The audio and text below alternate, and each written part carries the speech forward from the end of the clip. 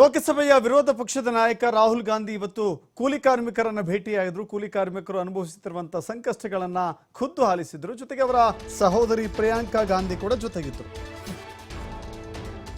ಕೂಲಿಗಳ ಕಷ್ಟಕ್ಕೆ ಸ್ಪಂದಿಸಿದ್ದಾರೆ ರಾಹುಲ್ ಗಾಂಧಿ. ದೆಹಲಿಯಲ್ಲಿ ಕೂಲಿ ಕಾರ್ಮಿಕರನ್ನ ಭೇಟಿಯಾಗಿದ್ದಾರೆ. ಸಹೋದರಿ ಪ್ರಿಯಾಂಕಾ ಗಾಂಧಿ ಕೂಡ ಈ ಸಂದರ್ಭದಲ್ಲಿ ಜೊತೆಗೆ ಇದ್ರು. ಖುದ್ದು ಕೂಲಿ ಕಾರ್ಮಿಕರಿದ್ದ ಜಾಗಕ್ಕೆ ಅಣ್ಣ ತಂಗಿ ಇಬ್ಬರು ಕೂಡ ತೆರಳಿದ್ರು. 1 ಗಂಟೆಗಳ ಕಾಲ ಕೂಲಿ ಕಾರ್ಮಿಕರ ಕಷ್ಟವನ್ನು, ಅವರ ಸಮಸ್ಯೆಗಳನ್ನು, ಸವಾಲುಗಳನ್ನು ಆಲಿಸಿದ್ದಾರೆ. ಸಂಸತ್ತಿನಲ್ಲಿ ಕೂಲಿ ಕಾರ್ಮಿಕರು ಅನುಭವಿಸುತ್ತಿರುವ ಸಮಸ್ಯೆಗಳನ್ನು ನಾನು ಪ್ರಸ್ತಾಪ ಮಾಡ್ತೀನಿ ಅಂತ ಕೂಡ ಹೇಳಿದ್ದಾರೆ.